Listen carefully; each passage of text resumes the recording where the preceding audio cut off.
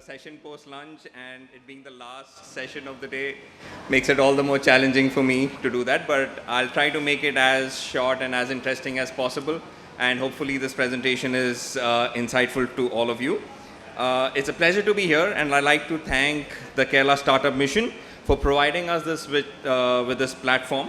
My name is Anish, and I represent OMI Foundation. We are a small research, social innovation and policy research think tank that drives, that looks at policies across the various mobility forms. Today I'll be looking at, or sharing rather, one of our flagship projects called the Ease of Moving Index, and through that look at how we can shape sustainable cities for tomorrow through a data-driven insight. Mobility, as we all know, is an engine of inclusive growth, and it holds the promise of reshaping cities of tomorrow, one that unlocks the true potential of technological advances and provides ubiquitous connectivity and convenience to a generation that seeks to revolutionize how we move. This is where we also endeavor to play a small role in how we can engage and build the sustainability of cities for tomorrow. As we look at cities across India, they have, urbanized at a very, very rapid pace. And urbanization is not just bringing more people into the cities, but it's also creating challenges around mobility, congestion, and sustainability. However, the Huddle Global 24 happening in Kerala. Kerala is one of those states where the decadal population growth rate has been much under what the decadal population average for India has been. So Kerala grows at a rate of 4.9 across an average of 9.2 for India, which from a larger standpoint of sustainability stands as a positive. At the same time, when we look at cities across, it opens up enormous opportunities for investments and innovations, and to build efficient, sustainable, and inclusive mobility systems. And that's where we, as part of this project called the Ease of Moving Index, came about and did one of India's largest mobility surveys across 40 cities. I'll take a brief in explaining what EMI is. The Ease of Moving Index is an evidence-based framework developed to measure and benchmark cities. The study is situated at the backdrop of India being a $10 trillion economy. This is the second edition. The first edition was done in 2018, where we mapped 20 cities across 50 metrics. The second edition was done across 40 cities, and we had done 110 metrics, about 41 indicators. We covered about 25% of the population and collected about 31 lakh data points. As part of our analysis, we basically clustered or categorized the cities based on their populations, promising, rising, booming, and mega cities.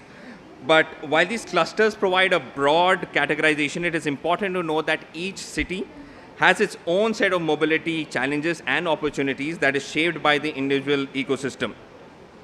This is the large respondent profile that we had. We collected about 50,000 odd survey respondents.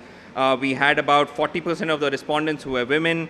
We had about 5% of persons with disability. We also looked at the age and the disability categorization as well. We also have details about this, which I won't go much into, but we looked at the educational, occupation, income, and vehicle ownership as well. Again, one interesting standpoint from a vehicle and mobility standpoint is where we look at the two-wheeler being at 84% overall in terms of ownership, cars being at 32%. Bicycles, interestingly, is somewhere about 37, but of course this would include a lot of livelihood users as well. So the Ease of Moving Index framework is inspired by the United Nations SDGs and the 7 Cs of mobility that was articulated by the Honorable Prime Minister during the Global Mobility Summit in 2018. So we look at 9 broad parameters that looks at adoption of active and shared mobility. We look at how cities are evaluated based on seamless connectivity. We look at how cities offer safe, accessible mobility for all. We further look at how affordable cities are And even from a technology standpoint, what is the perception and adoption of digital technologies for cities? And also look at what most critically is on investments. How are cities investing in their mobility ecosystems? So I'll now get into what the survey results showed about and how we are interpreting and how we are also working towards it. So Pune, Pimpri Chinchwad, Mumbai, and Coimbatore were the top 3 cities. But again, one thing that we go by is that each city has its own mobility characteristics, and while we do not want to rank them, but based on the scorings and on these 9 parameters, these were the cities. Now, something that worked in favor of Pune was its vast BRT system. It has about, I think, 72 plus kilometer BRT systems and a 50 plus kilometer metro connectivity. Mumbai, on the other hand, has a 150 plus long metro line and evolving in the coming phases as well. Even the municipal budgets are much larger for these cities. And the mobility component for them, while they are minuscule, but when compared to the other cities, they are much more. Kerala specifically, I think Trivandrum and Cochin have performed considerably well and have shown potential in terms of investments in sustainable mobility solutions. Cochin, in fact, leads overall when you talk about active and shared mobility, both from the adoption of shared as well as IPT modes. Cochin also excels when it comes to bicycle infrastructure. I think the smart city projects, everything have taken shape for where Kerala stands today. If we look at the overall trends across these 40 cities, we see that affordability and clean mobility have fared well across the 40 cities.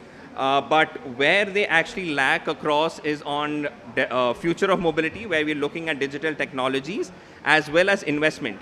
I think this being a Kerala startup mission, bringing together investments, I think it brings forth a very critical point that investments within mobility are critical to ensure that we are looking at sustainability, not just for tomorrow, but for the day after as well. So what could be probably some of the reasons where we're looking at affordability and clean mobility is that now good public transport coverage has been there across the 40 cities that we looked at, and there's been a rapidly expanding metro systems, mass transit systems that have enabled affordability within cities. Even when we look at clean mobility, we look at the EV policies that are now across most of the states in India, and most of the states that are yet to develop are also coming into the fray of building EV policies. So all of that has enabled in cities performing well in affordability and clean mobility. When you look at future of mobility, 100% digitalization of mobility services is key. When we're looking at even intermodal mobility, we're looking at seamless connectivity. I think digital transformation is key. And when we're looking at the economic aspect, like I said, I think investments need to pour in, both not from the city as well, but also from the private sector, where they can look at innovative models for enabling sustainable solutions for cities. So I'll just quickly run through the broad categorizations that we have. So when we're looking at the first category of promising cities, these are the cities under 10 lakh population. I think one interesting aspect that came about was that these cities score well in active, shared, and clean mobility. So when I mean active, it's of course walking and cycling. Shared is through your cabs and IPT services or the informal sector that exists. Some of the cities that have performed well, for example, is Aizol. I think ideally, when we look at cities, it's not a city that we would look and say that, hey, it has a good mobility ecosystem in place. But Aizol leads all the 40 cities in terms of both clean and, in fact, future mobility parameters. So some of the other cities that I would also like to highlight from the Northeast is Kohima and Agartala. Both these cities, being difficult terrains in terms of mobility, have prioritized in terms of active and shared mobility and are doing extremely well when we talk about pedestrianization, pedestrian-friendly infrastructure, as well as active mobility infrastructure. Kerala, of course, with its upcoming metro systems, I think the interconnectability and the seamless mobility component has performed well. Likewise, when you're looking at Bhubaneswar, I think that is one example that I'd like to bring about where the Mo bus service that is operated demonstrates extreme value of seamless and branded good quality public transport infrastructure within the capital region of Bhubaneswar. So this is like the overall score. I won't get into much detail of what the scores, but of course I can take this offline in understanding. But from a ranking standpoint, Cochin again stands at the forefront, while Thiruvananthapuram has its own opportunities. But I think there is much more that can be done from a city standpoint when you're looking at mobility. When we're looking at rising cities, I think here the key again has been affordability, and what again caters to it is the public transport infrastructure and the active mobility infrastructure. One city that we'd want to highlight is Chandigarh, which in fact has the largest public cycling infrastructure in terms of 210 kilometer long stretches of cycling infrastructure. But what's interesting to note is that while Chandigarh has developed that, the uptake for such cycling lanes is not as much. So here the city has provided with the infrastructure, but the uptake for it is not so much. So again, key, from an investment standpoint also, how can we look at key innovative mobility solutions to bring about people going for such solutions of active and shared mobility in the larger realm of sustainability. Two cities here again that we focused on and looked a little more deeper is Gurgaon and Jabalpur. So both Jabalpur has a very low mobility spend. That is, people spend less in terms of others, in terms of transport expenditure. And Gurgaon, in fact, while surprising, has a high mode of shared and active mobility ecosystem. That being that because Gurgaon's public transport, while there is a rapid metro transit system, but from a public bus standpoint, connectivity is limited, and hence you find it scoring well in both active and shared mobility.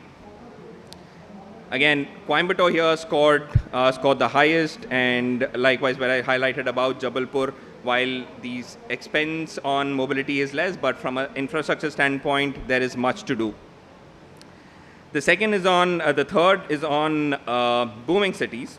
So these are the cities with the 20 to 40 lakh population. I think one interesting standpoint here is that out of the 8 cities that we have mapped, 7 have metros. While from a mobility standpoint, we wouldn't, metro is probably not the way to go in terms of the finance and the investment that is required, but looking at it, how this metro can help in enabling connecting the city, I think that's where we focused on. So the metro and the BRT's expansion within these cities have been critical for them to rank well when it comes to seamless mobility. When we talk about even clean and efficient mobility, I think this particular cluster has done well. Indore, known for its cleanliness, has the highest per capita mobility budget and an emerging public bicycle sharing system. So scaling such initiatives is something that is a learning for other cities as well, where you're focusing on key elements that would enable shaping your sustainable cities of tomorrow. Kanpur was rated very highly when it came to safety and cleanliness as well. Nagpur again leads when it comes to efficiency and reliability, and bringing about opportunities for best practices in safety protocols, vehicle maintenance. So what we did is, even as part of the survey, we assessed and asked people's perception on how they perceive their public transport quality services are. So basis on that, I think Nagpur has done well. The overall scores here are where Indore ranks at the top, and Kanpur, Jaipur fairly low. But if you look at it, I mean, there's not much of a difference between, say, an Indore and a Jaipur. So they score more on few elements, less on some, and basis on that, we have got the scoring. The mega cities is here. There are 9 cities where we mapped a population of over 40 lakhs. I think here, one issue that came across all of these cities was the deteriorating air quality, with Surat being one of the exceptions.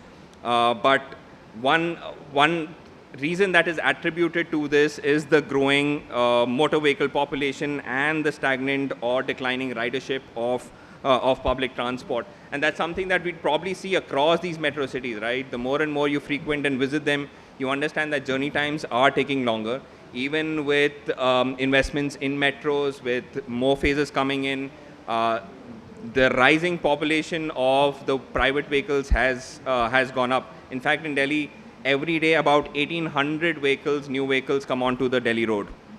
So that itself, managing that becomes one key critical area.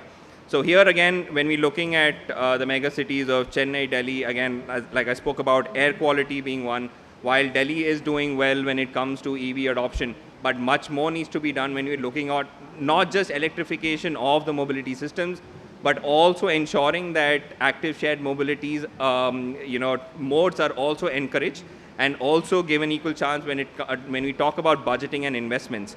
Again, Delhi focuses a lot on electrification, but when you look at cycling or pedestrian infrastructure, while maintenance budgets are there, but when you're looking at developing a network of pedestrianization or cycling infrastructure, it fares poorly amongst the other cities. So I think I mentioned Mumbai and Pune, Mumbai being at the top, and Kolkata coming right at the bottom.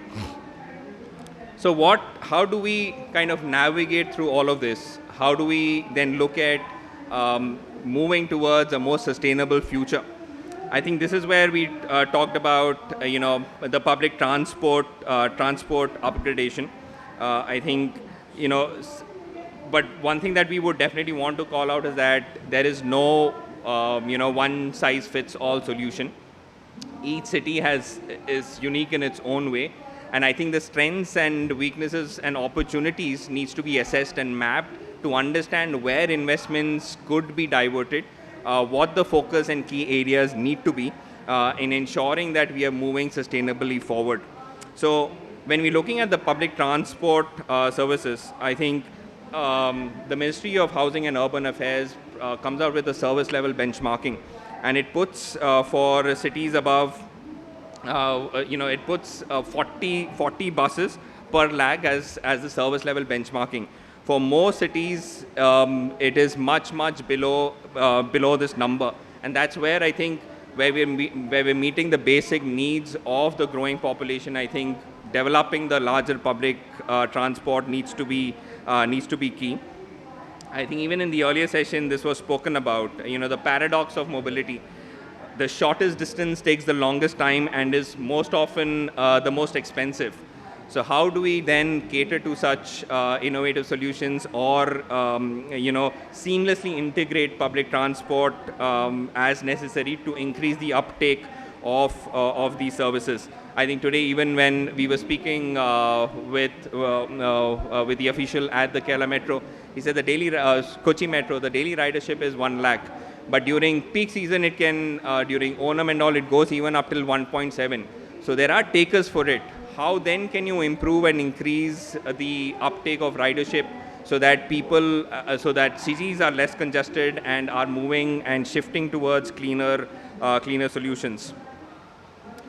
From a policy standpoint, I think while cities are developing from an EV standpoint, but one thing that we noticed is parking again is a major issue across all cities. On-street parking, specifically in metro cities, has become a pain point. In fact, out of the 40 cities, only 14 cities have a parking policy. And what we called as a Unified Metropolitan Transport Authority, which is a unifying agency bringing together all transport agencies under one roof, was mandated as per the Delhi Metro's, as per the notifications of the government. But only 13 cities have come out with a UMTA, and this is part of any city that builds a metro where you are mandated to have a UMTA. So how do we build about and bring efficiency within the governance systems as well is key. And again, how do we reduce barriers for entrepreneurs to build and invest in cities? I think, again, platforms like these would enable that. When you talk about investments and investments and infrastructure, I think coordination and execution has been a pain point across. We talk about, say, metro projects that usually say that, okay, fine, they'll be developed in a span of 5 years, 10 years, but more often than not, across cities, they have overshot always. So how do we then ensure that execution and timely coordination amongst agencies is seamless? We also look at innovative financing tools. How can, say, even governments enable innovative finance tools for even mobility solutions that fall within the gray area? Can we talk about models like regulatory sandboxing, where private entities or private entrepreneurs can come, test their models and see how we can develop more innovative solutions and financing solutions, or even pilot their product to ensure that they also play into the larger sustainability game. From a technology standpoint, I think incentivizing use of cashless payment modes, especially in public buses. I think today we had an example of the one card, one mobility, where you can use one card across different modes of commute, are such innovative solutions where I don't need to worry from as soon as I step out of my home as to how I need to pay or what could be my mode of payment for the different modes. If I have one card that can be interaccessible across different modes, I think those are innovative ways that you enable people to participate in uptaking public transport modes. Again, transition from your ICE vehicles to electrification of EVs. I think that's something that we also highlighted within our survey. But what does all of this data kind of apply for the different stakeholders? I think that's where we also wanted to highlight when we did this survey. I think for governments, I think it provides some kind of an insight into where they could focus or put their money on. I think they can focus on where the policies can be driven towards. I think looking at even cities' budget allocations, I mean, more often than not, you won't find specific budgets for, say, cycles or pedestrians. They're only for maintenance. But how can you then channelize and divert investments to those specific elements that would enable cleaner transitions to sustainable mobility? For industries, of course, it throws some data and some reflections on what new market opportunities could lie, both from a shared and active mobility standpoint as well. So we look at, from improving service quality as well. Could private players come into the system and ensure how they could improve service qualities? For academia and civil society, yes, we look at a lot of capacity building and sensitization of what it takes for sustainable mobility to evolve in cities. I think the data reflects on a lot of data points that would enable them to research and provide something as an empowering tool to justify why the transition is needed. So from an industry standpoint also, there are certain data points that I would like to reflect where investment opportunities lies. Now, for OEMs, we look at questions where we have asked of people's perception to shift to EVs. There has been a mixed response of why people have said they don't or they do not prefer. We've also mapped on what the answers or what the pain points or reasons are. We also looked at, the city's readiness to accelerate EV adoption. We look at even for an aggregator, what could be the commuter profile. We've also mapped the average distance that they travel. We map the frequency of their trips. We map for the reasons as to why they travel. So it throws some insights into the commuter profile and understanding where OEMs could also kind of develop and focus their money on. So all of this data is available in what we have, the ease of moving dashboard. We have the raw data available for all, where everyone can look into it and probably even open up opportunities to collaborate as well. But another area, I mean, since we are looking at startups and technologies, another innovative research area that we are also looking at is advanced air mobility. We are coming out with a series of reports and research and understanding, since this is also in the policy gray area, how does the government then navigate through this? When we look at the immediate applications, we have use cases of emergency medical services, cargo, disaster relief, etc. Why we call this out is that this is expected to grow at about 35% in the coming 5 to 10 year period, and that's why we are also continuously working on looking at how air taxis could also larger develop into the larger sustainability goal. I think I'll end with that. Thank you.